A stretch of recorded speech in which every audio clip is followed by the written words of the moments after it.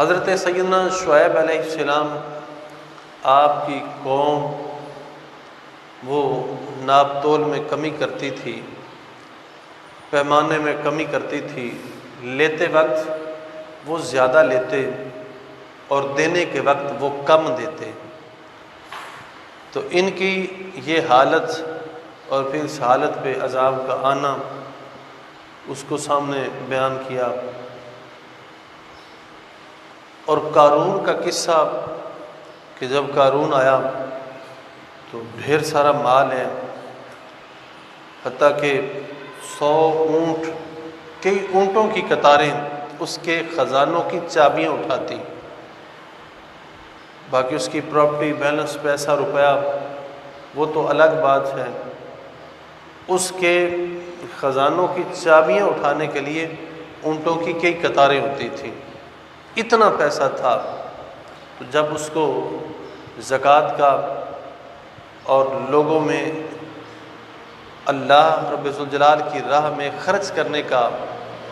اسے مشورہ دیا گیا، حکم دیا گیا، کہا گیا، تو اس نے یہ جواب دیا کہ یہ تو میرے اپنی کمائی ہے، میری اپنی وراثت ہے، میری اپنی جمع پونجی ہے، اس میں کسی اور کی مداخلت کیا ہو سکتی ہے۔ تو اس پہ پھر اسے قرآن مجید فرقان حمید بیان فرما رہا ہے کہ پھر اسے اس کو اور اس کے گھر سمیت زمین کے اندر دھنسا دیا گیا۔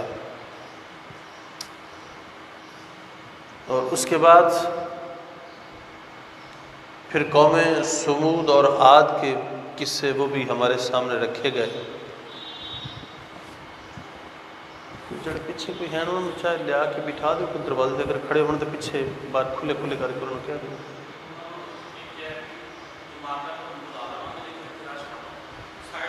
نہیں کوئی گل نہیں تے بٹھا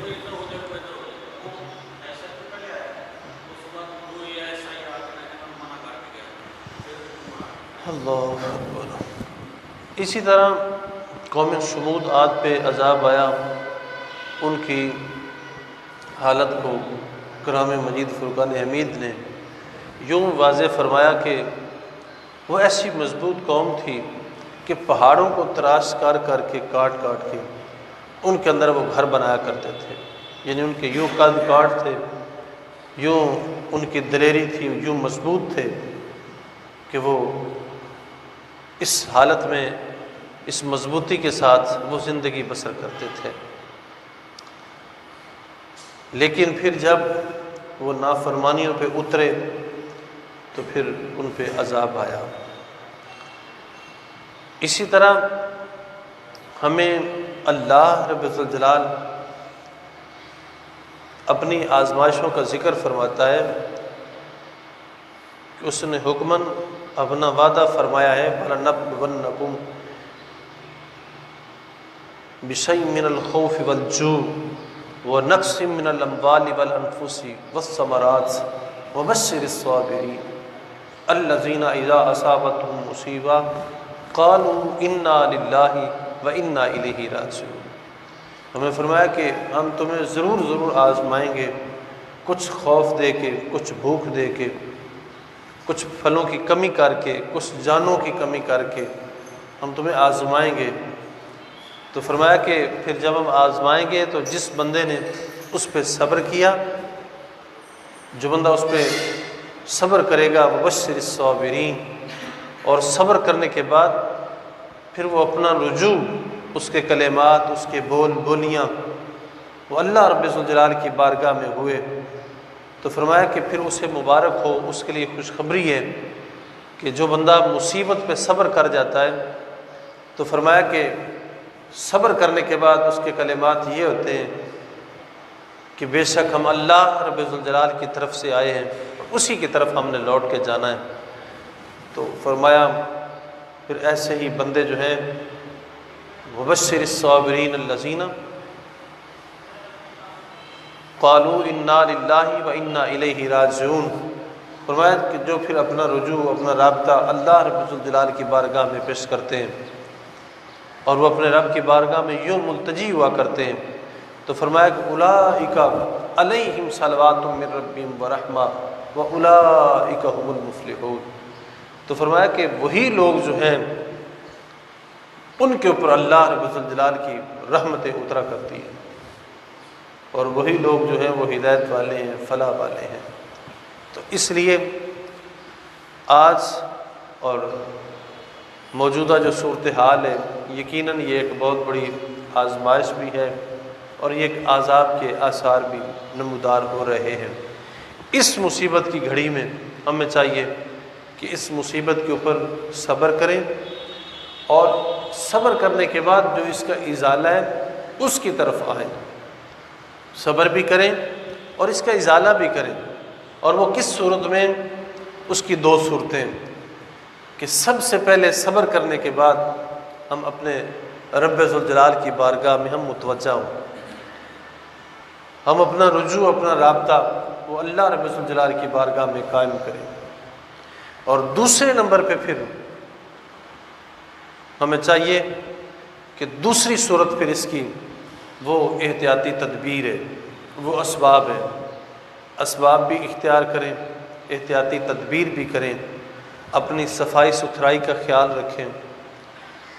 اور اس کے ساتھ ساتھ ہم اپنے مالک کی بارگاہ میں ملتجی ہوں۔ موجودہ جو صورتحال ہمارے سامنے،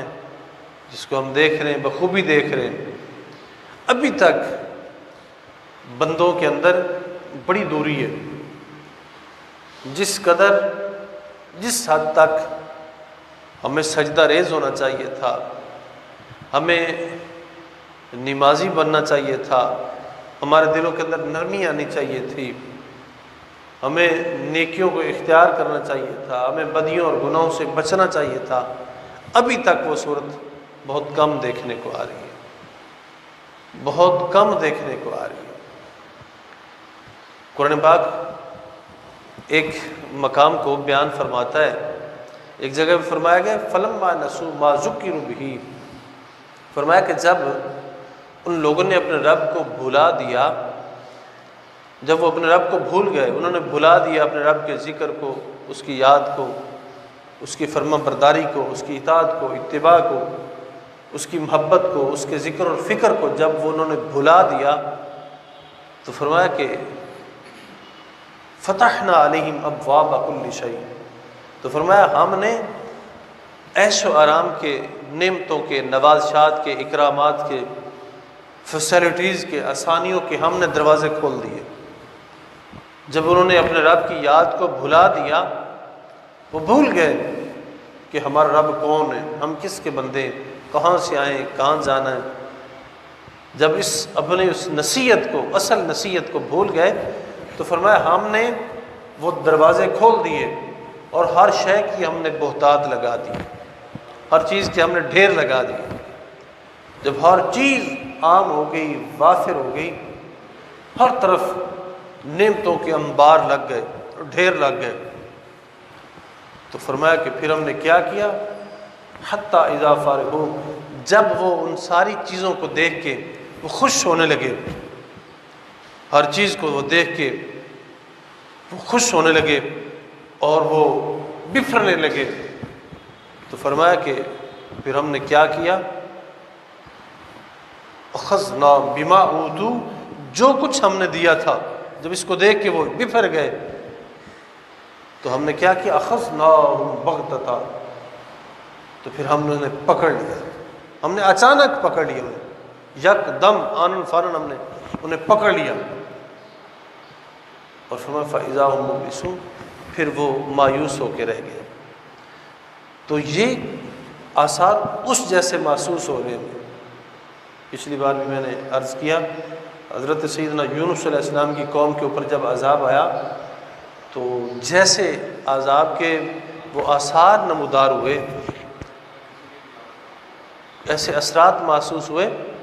تو اللہ رب الجلال نے توفیق دی کہ وہ سارے بارگاہ عزیز میں گر گئے اور معافی مانگنے لگے، اور انہوں نے معافی مانگی کہ یا اللہ ہم تیرا عذاب برداشت نہیں کر سکتے، ہمیں معاف فرما دیں۔ تو فرمایا کہ جب انہوں نے پھر معافی مانگی تو ہم نے انہیں معاف کر دیا۔ تو آج ابھی ہمیں اللہ رب الجلال کی بارگاہ میں معافی مانگنے کی ضرورت ہے، معافی مانگنے کی ضرورت ہے۔ یہ ساری صورتحال آپ کے سامنے دیکھ لو۔ ایک تو ہے نا یہ احتیاطی تدبیر ہے کہ ہمیں صفائی ستھرائی کا خیال رکھنا چاہیے۔ اس کے اوپر دیکھ لیں آپ، یہ پوری دنیا کی صورتحال اسی طرح ہے، ساری دنیا اس کی لپیٹ میں، تقریباً سینکڑوں ملک اس کی لپیٹ میں ہیں، اور اوپر والی سطح پہ بہت سارے ماہرین جو صبح سے شام تک، شام سے صبح تک تجربوں میں رہتے ہیں، اس کی ریسرچ میں رہتے ہیں، وہ سارے ماہرین حضرات ڈاکٹر اور ان کی وہ مشینریاں، وہ ساری پوری آب و تاب کے ساتھ برس رہی ہیں، اور انہوں نے اس کا جو حل سمجھا ہے وہ سب سے زیادہ ان کے قریب حل یہ کہ ہم صاف ستھرے رہیں، ہم صاف ستھرے رہیں۔ اس میں سے ایک نصیحت ان کی یہ بھی ہے کہ جتنے جہاں گیدرنگ ہوتی ہے، رش ہوتا ہے، وہ جو بھی سیکٹر ہو، پلیٹ فارم ہو، وہاں احتیاط کی جائے کہ زیادہ رش نہ ہونے پڑے۔